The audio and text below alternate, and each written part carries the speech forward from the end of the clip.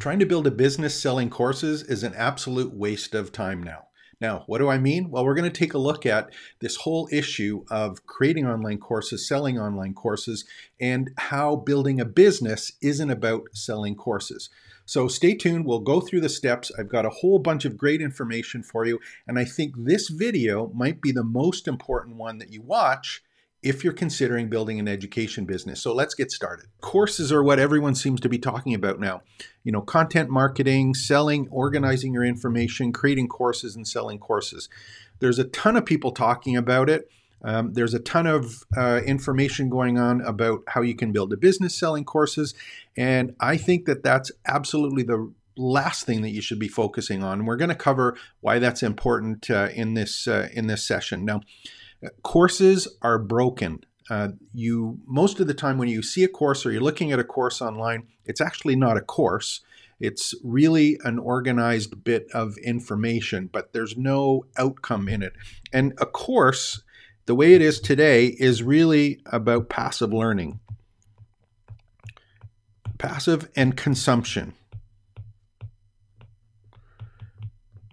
So the whole idea is that you organize some information in a course, you make it available to people, and they consume that information when they want, how they want, and that's it. You're basically presenting some information in an organized fashion. And the whole idea of building an education business is you're going, well, if I just do this and I create some courses, they'll be easy to sell, people will take them, and I can build an education business. Well, that's just not true. It may have been true 5 or 10 years ago when courses were, kind of new on the scene, but a course is never enough now. You're always going to need more than a course. And the part that is scary for me as someone who has spent the last 20 years creating online courses is that if a course is not enough, what's actually needed now? And the latest kind of trend, or the thing that you'll hear from some educators, is you need to start adding something called community. So you have to have a community along with your courses to have it make sense. And the reason that they'll talk about having a community is because it causes you to provide feedback to questions that come from the community, but also it gives people an ability to add more than your own content. So courses plus community, that's supposed to be the way to build an education business. And my belief is that that is wrong. And we're going to go through that in the session. There's actually 5 key pieces that we're going to talk about. So there's 5 key pieces here about building an education business. So we got 5 keys to the education business.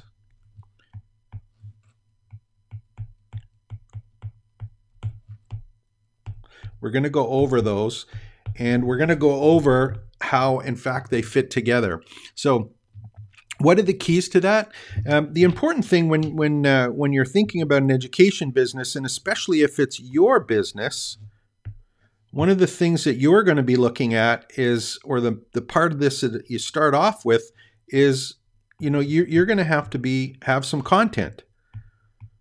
That's the first part. You're going to have some key quality content that you have some personal expertise, some personal knowledge, and you are able to organize that content in a way that you can tell people what to do, so that at the end of that part of content you're giving them, they're going to have the knowledge that you have. So it's a transfer of knowledge. So you're still going to have content, and you're going to have quality content that people are interested in learning, not just you.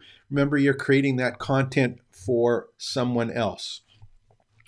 And again, you've got the content. That's something that you have in your head. It's something that you've lived. It's something that you've researched. But that is the start of all of this education business, is you having some content. So most of the models, when they start off, it would just be, you've got your content, and we'll get rid of that no there. So you've got your content, and then what you do is you add courses, which just organizes your content. So you got this stuff in your head. It's great. I'm going to organize it in a course, and I'm going to sell a course and build an education business. That's kind of the first level. This is all about passive learning again. And there's a huge problem with this, because if you've created a course in the past, you'll know that people who take courses, I've seen stats as pitiful as 15% of the people that start a course don't even complete it. So you've organized this stuff, they don't even, learn it or take the time to go through it, and you have no control over the fact of whether or not they do take the course, they do take it in order, or they understand it. It's just totally up to them to consume it. So that one doesn't work. That one's no good. You can't use that one anymore. The latest thing that happens is you'll hear people talking about, okay, great, I've got my content. I'm going to create courses. And now what people are talking about is adding community.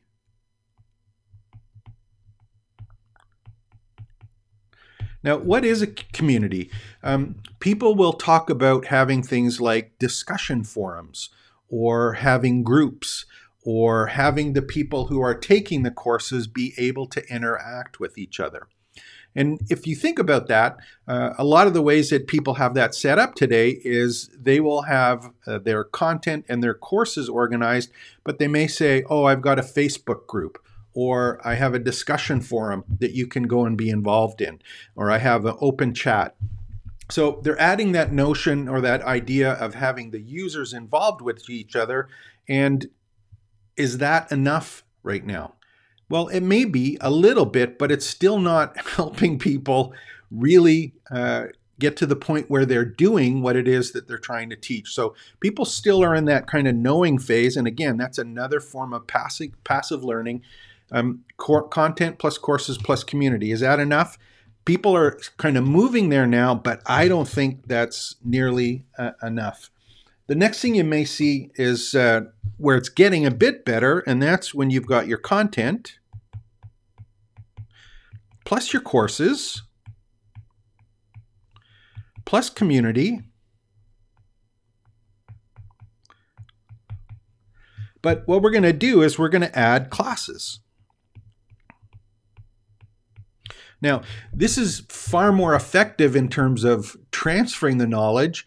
It's still somewhat passive learning as opposed to active learning, but this is now blended. Now, the reason it's blended is because these classes / coaching is live.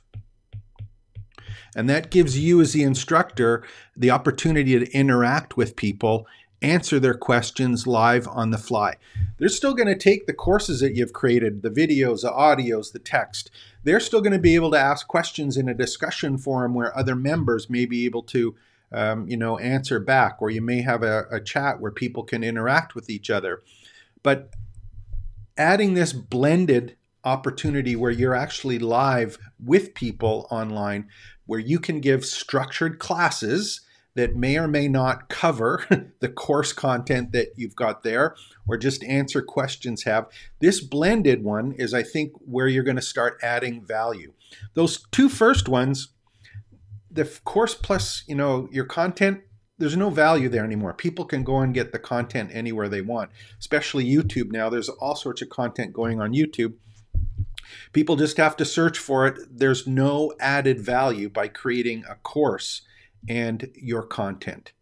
So you're adding a community, get a little more value. When you start adding yourself as the instructor or the teacher, and you do blended learning, that's much more effective in terms of not only adding value, but helping the people who want to know what you're doing, but they want to have the outcome or that goal that you're promising them by taking the course, because you're involved in their learning. Okay, so it's kind of the next step, and you're going, okay, that's great.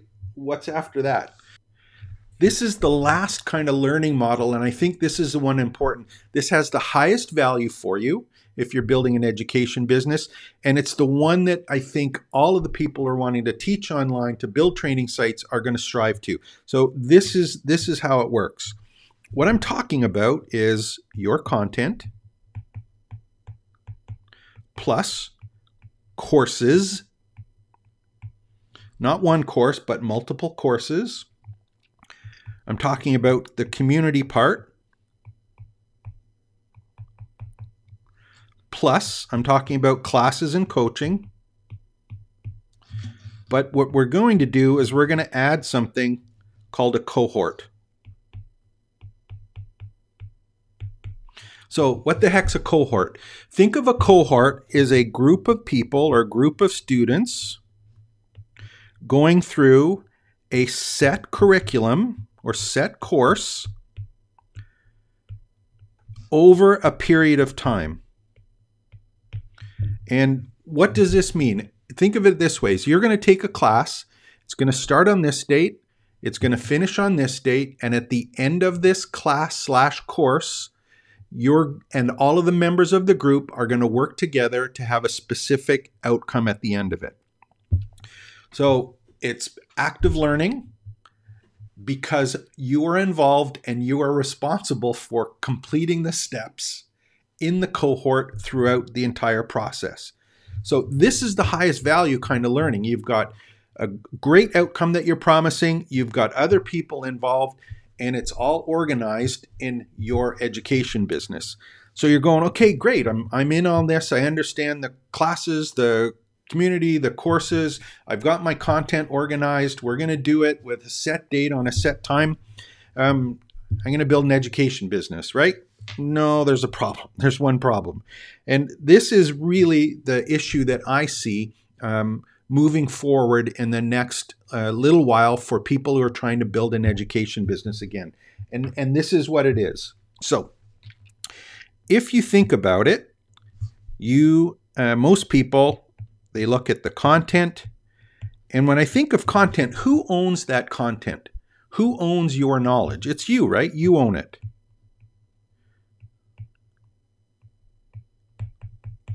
You own that stuff. That's the stuff in your head. That's your experiences. It's your perspective. You own that content. So it's part of your business. Now, what about the courses? Who owns the courses? Well, a lot of people who are creating courses are putting those courses on places like Teachable or Kajabi, as an example. And these are services that host your courses. So these are third-party services that host your course portion. You own the content, but for all intents and purposes, they own your courses.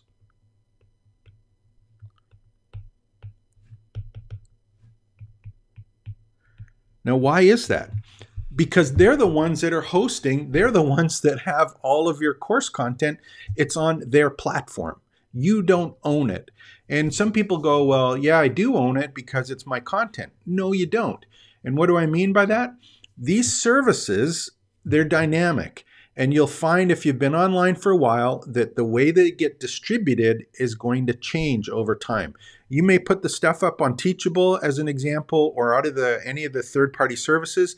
If something happens to those courses that are there and everything that you've been doing on those services, if something happens, they go to business, they get purchased by someone, they change the way they're doing business, you are no longer in control of your courses. They have, or they own, for all intents and purposes, your courses. So you're going, okay, I got that. Well, I have my content, my courses, and you know what? I have a community as well. Now, what normally happens when people put a community, they go, yeah, we got a Facebook group. I'm going to sell you my course. And it's up on Teachable, or it's up on a third-party service, Kajabi, or it's a whole bunch of YouTube videos that have private links. I'm putting all this stuff available. It's up. Great. Now, what about a community? People normally will say, well, I have a private Facebook group. And anyone who is taking the course, you can be part of my community. All you have to do is join my Facebook group. Or even these third-party services, they know community is important. What they're starting to do is they're creating or adding community features to their course platforms. So you still got those third-party services with the community. Now, who owns the community in those cases? Not you, it's them. They own it. So first case, you own the content, you don't own the courses, and you don't own the community. Okay, am I building an education business at this point? Well, I got my content, but I really don't own these other pieces. So what happens after that? People go, okay, great. I'm going to do some live classes. I'm all in on this education business stuff. I'm going to do my live classes. And who owns the live classes? Well, you may do live classes by doing a live stream on YouTube, or it might be a Zoom call that's private for people who are part of your community or part of your group. So the classes, because it's you actually providing the content live and in real time, you own this, okay? Which is a good check mark. It's like you own this part.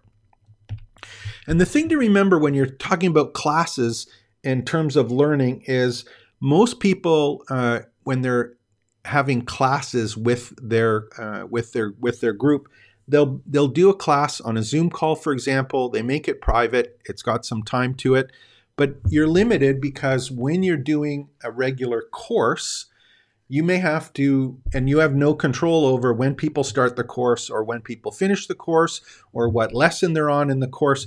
You're doing some live content, but it's not necessarily organized or tied to the consumption and the activities that are involved in the course. So you own it, but you have very little control of how it's applied to the learning situation, which it's a good place to start, but it would be really great if we could go to that next step, which is taking it and going, okay, I've got a cohort.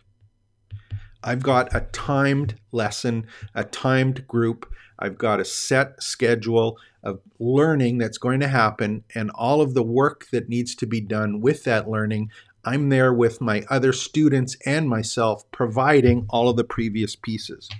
And this whole package, when you're in a position to control the courses, the content, the community, the classes in the cohort, what you're really doing is you're creating what I call a campus. You're creating a learning campus. And that learning campus is both passive and active learning, and it's something that allows you to own the entire education business. It's your content, it's your courses, it's your community, it's your classes, and it's your cohorts. Now, how do we put this together? That's the whole deal here. You're going to have to be in a position, if you're creating an education business, you want to make sure that you own all of the pieces to the puzzle here. And those pieces is why I think you should start building your campus on your own hosted website and not use other services. Now, am I saying that as a broad stroke? Yeah, absolutely. Some people don't want a campus. They just want to sell some courses. They've got other parts of their business. They're not building a dedicated education business.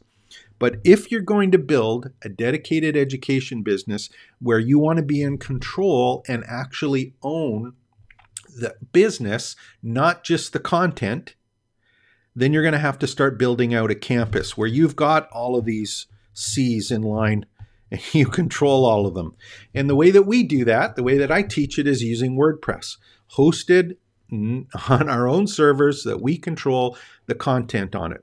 So I'm going to put own my own campus. I'm going to have a community on it. I'm going to do live classes and make them available. I'm going to create cohorts that are there, and I'm going to allow people to interact with each other and actually add to the material that is in terms of content that's being added there. And that's a real benefit of this, because what happens is that if you build a campus, you started off maybe just with your own content. But if you own a campus, you can have other people's content, other instructors, plus you have all of the user-generated content, which is the interactions that all of the members of the community that you have. So That education business builds a huge amount of content that you now own. You are the one that's in control of it. So this is a huge opportunity for people if you're looking at building a campus. You don't have to, but if you want to build an education business, this is the part that you're really going to have to be serious about. So what are the C's again?